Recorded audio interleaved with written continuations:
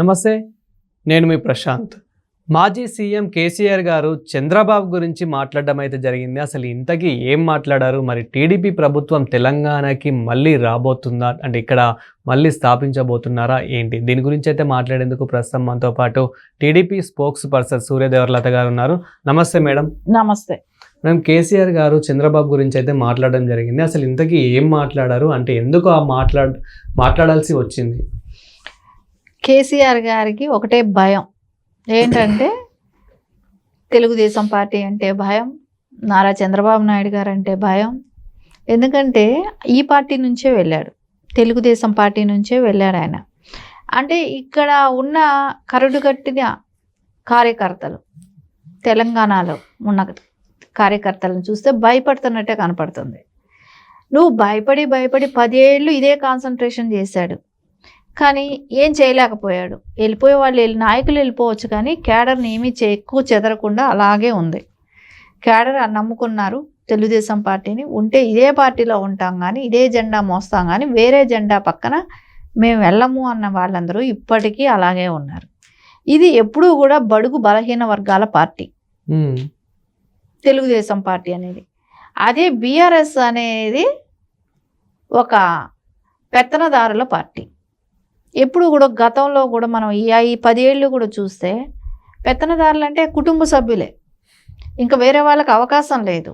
అరే వాళ్ళు ఒక ప్రెస్ మీట్ పెట్టలేరు, ఒకటి ఏది వాళ్ళ స్వేచ్ఛగా వాళ్ళ భావన ఏదైతే వాళ్ళు ఎక్స్ప్రెస్ చేద్దాం అనుకున్నారో అది చెప్పడానికి వీలు లేదు.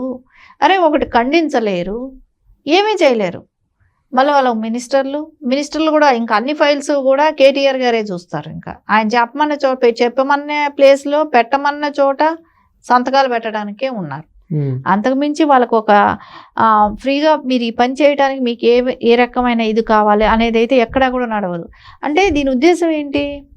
ఇవన్నీ చూస్తుంటే కేసీఆర్కి తెలుగుదేశం అంటే భయం. ఇప్పుడు యాక్చువల్లీ ఎవరిని గురించి మాట్లాడాలి? కాంగ్రెస్ గురించి మాట్లాడాలి. అధికారంలో ఉండే ఎవరు? కాంగ్రెస్ పార్టీ. కాంగ్రెస్ పార్టీ గురించి మాట్లాడకుండా తెలుగుదేశం గురించి మాట్లాడుతున్నాడంటే ఆయన ఎంత భయపడిపోయి ఉన్నాడు అంటే ఇప్పుడు 16 నెలల వరకు అయిపోయింది, ఎలక్షన్స్ వచ్చి కూడా అయిపోయి కూడా. సో అప్పటి నుంచి కూడా బయట రాలా. వచ్చిన వెంటనే తర్వాత ఇప్పుడు చంద్రబాబు నాయుడు గారు తెలుగుదేశం పార్టీ గుర్తొచ్చింది. అంటే రేపొద్దున కూటమితో కలిసి తెలుగుదేశం తెలంగాణలో పోటీ చేస్తే ఆయన పరిస్థితి ఏంటి అని భయంలో ఉన్నాడు. నా పరిస్థితి ఏమవుద్ది, నేను ఎందుకు ఇప్పటి నుంచే జాగ్రత్త పడదాం, ఇప్పటి నుంచే విధ్వంసాలు రెచ్చకూడదాం, ఇప్పటి నుంచే మాట్లాడటం మొదలు పెడదాం. ఆయన మూలానే తెలంగాణ రాలేదంట, ఆయన ద్రోహి అంట. నీ అంత ద్రోహి ఎవరున్నారు చెప్పు? నువ్వేగా పెద్ద ద్రోహివి, తెలంగాణకే ద్రోహి నువ్వే. అక్కడ అమరవీరులు చనిపోయినప్పుడు కొన్ని వేల మంది చచ్చిపోయారు, వాళ్ళ గురించి ఏ రోజైనా పట్టించుకున్నావా? ప్రొఫెసర్ జయశంకర్ గారు చనిపోయారు, ఆయన గురించి ఏదైనా ఇది అన్నావా? కోదండరామ్ గారు ఆయన ఉద్యమకర్త, ఆయన గురించి ఏమైనా పట్టించుకున్నావా? గెలిచే వరకు పక్కన పెట్టుకున్నావు. నువ్వు గెలిచిన తర్వాత ఒక సీఎం అయిన తర్వాత వాళ్ళంతా నెట్టేశావు. నువ్వా నీతులు చెప్పేది? గద్దర్ గారిని కూడా పక్కకు నెట్టేశాడుగా. ఇంకా ఇట్లా చూసుకుంటే అందరూ చనిపోయి అందరు త్యాగాలతో వచ్చిన తెలంగాణని ఆయన సొంతానికి వాడుకున్నాడు. అవును, కేసీఆర్ వల్లే తెలంగాణ వచ్చిందని చెప్పేసి చాలా మంది ఇప్పటికీ అంటూ ఉంటారు. కానీ వీళ్ళందరూ ఎవరైతే చెప్పండి? కేసీఆర్ గారు దొంగ ఉపవాసాలు చేస్తానని, నిరాహార దీక్షలు చేస్తానని చేశాడు, కానీ వీళ్ళెవరూ నటించలేదు. వాళ్ళు నిత్య ప్రజల్లో ఉన్నారు, పోరాడారు. ఆయనలాగా దొంగ ఇది చేసేసి పెరుగన్నం తినేసి నాకు ఈరోజు చచ్చిపోతాడు, తెల్లారికి చచ్చిపోతాడు, సాయంత్రం చచ్చిపోతాడు, ఇదే కదా స్క్రోలింగ్లో వేసింది. అలా ఇది బెదిరించి ఇవన్నీ చేస్తాం. ఒకవేళ తెలుగుదేశం పార్టీ కానీ సంతకం పెట్టకపోతే ఈ రోజున తెలంగాణ వచ్చేది కాదు కదా. అది ప్రతి ఒక్కళ్ళకి తెలిసిన విషయమే కదా. ఇప్పుడు రాష్ట్రంలో ఉన్న అన్ని పార్టీలు అందరూ ఒప్పుకుంటేనే తెలంగాణ వస్తుంది. ఏ ఒక్కరు ఒప్పుకోకపోయినా రాదు. దానికి సంతకం పెట్టిందే చంద్రబాబు నాయుడు గారు కదా. ఒక పార్టీ తెలుగుదేశం పార్టీ అధ్యక్షులుగా ఉన్న స్థానంలో ఉంటూ ఆయన ఒప్పుకున్నారు. ఆయన ఒప్పుకొని సంతకం పెడితేనే వచ్చింది. ఆయన ఒకటే చెప్పారు, అన్నదమ్ముల్లాగా విడిపోదాం, ఎవరు బతుకులు వాళ్ళు బతుకుదాం. కానీ ఆంధ్రప్రదేశ్ అనేది ఇంకా క్యాపిటల్ సిటీ కూడా లేదు కాబట్టి దానికి నిధులు ఎక్కువ ఇవ్వండి అని సెంట్రల్ గవర్నమెంట్ కోరారు. సెంట్రల్ గవర్నమెంట్నే కోరారు ఆయన. అంతేగాని ఇక్కడ తెలంగాణ స్టేట్లో ఉండేది తీసుకెళ్ళిపోయి ఆంధ్రప్రదేశ్లో పెట్టాలని కాదు. ఆయన నువ్వు సంపాదించుకుని ఈ రోజున నీకు గతం సీఎం కాకముందు నీ ఆస్తులేంటి, ఇప్పుడు నీ ఆస్తులేంటి? నారా చంద్రబాబు నాయుడు గారు 9 ఏళ్లుగా సీఎంగా ఉన్నారు, కానీ ఏ రోజు కూడా ఆయన ఆస్తుల చిట్టా చూసుకో. ఫస్ట్ నుంచి ఫ్రమ్ ద బిగినింగ్ నుంచి ఆయన మీద ఉన్న ఆస్తులు ఏవైతే ఉన్నాయో అవి ఎవ్రీ ఎలక్షన్ టైంలో కూడా అఫిడవిట్లో ఆయన ఇస్తూనే ఉన్నాడు. ఆయన ఆస్తులు ఏ రకంగా పెరుగుతున్నాయి, ఎంత ఉంది అనేది ప్రతి 5 ఏళ్లకు ఒకసారి ప్రజలకు చెప్తూనే ఉన్నాడు. నువ్వు చెప్పు చూద్దాం, నీ కుటుంబంది చెప్పమనండి, చెప్పగలుగుతున్నావా? నువ్వు చెప్పలేవు. ఎందుకంటే అంతా తెలంగాణ రాష్ట్రాన్ని మొత్తం దోచేశాడు. మిగులు బడ్జెట్లో ఉన్న స్టేట్ని ఈరోజు అప్పులు పాలు చేశావు.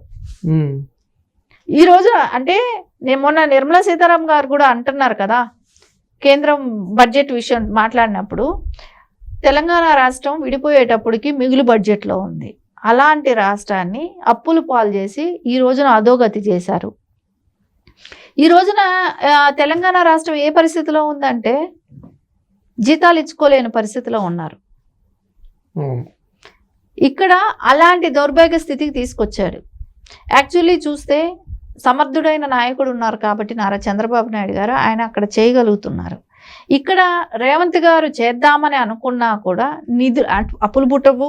ఒకటి అప్పులు ఆల్రెడీ చేసేశారు, ఇంకోటి ఇక్కడ వచ్చే ఇన్కమ్ సరిపోవట్లేదు, అప్పులు పాలై ఉన్నారు. ఏ విధంగా సర్దుతారు, జీతాలు ఏ విధంగా ఇవ్వగలుగుతారు? దీనికి అంతటికీ కారణం నువ్వు చేసిన 10 సంవత్సరాలు చేసిన పరిపాలన. ఇంకా ఎన్నేళ్ళు పడుతుందో ఇదన్నీ రికవర్ అవటానికి, ఎన్ని ప్రభుత్వాలు మారాలో, ఎన్నిసార్లు అవుతుందో. మళ్ళా కర్మగాలిగా నువ్వు వచ్చావో ఇంక ఇది బీహార్ కన్నా దిగజారిపోతుంది, ఏపీ కన్నా కూడా మళ్ళా తగ్గిపోతుంది. ఇది అంటే ఏపీ యాక్చువల్లీ దీనికన్నా తక్కువ ప్లేస్లోనే ఉంది, కానీ రేపొద్దున ఏపీ బాగుండొచ్చు, ఇదే తగ్గిపోవచ్చు. ఆ స్థితికి, ఆ దీన స్థితికి తీసుకొస్తారు కేసీఆర్ గారు. ఎందుకంటే ఎంతసేపు వాళ్ళు దాచుకోవటమే కదా. తెలంగాణ రాష్ట్రం వచ్చిన దగ్గర నుంచి కూడా వాళ్ళు దాచుకోవటమే. సో ఇప్పుడు అదే వాళ్ళు చేసిన పరిణామాల మూలనే ఈరోజు కేసులు ఎదుర్కొంటున్నారు. లిక్కర్ కేసులు కానివ్వండి, ఈ కాళేశ్వరం ప్రాజెక్టుదే కానివ్వండి. ఇప్పుడు ఇంకొకటి రాజలింగం మూర్తి అనే వ్యక్తి ఇది కాళేశ్వరం ప్రాజెక్టు మీద కేసు పెట్టిన వ్యక్తి, అతన్ని చంపేశారు. ఎవరు చంపారో తెలియట్లేదు. సరే, ఎవరైనా చంపాల్సిన అవసరం ఏమైనా ఉందంటే ఎవరికీ లేదు. చంపితే ఈ కేసు పెట్టిన దానికి లోకల్ ఎమ్మెల్యేతో చేయించారు అనేది నడుస్తుంది. ఇది ఎంతవరకు నిజమో అనేది తెలియాల్సింది ఉంది. అంటే వాళ్ళు అన్ని లక్షల కోట్లు, 1,35,000 కోట్ల వరకు ఖర్చు పెట్టి కాళేశ్వరం కట్టారు. సో అది ఈరోజు నిరుపయోగంగా అయిపోయిన టైం వచ్చింది.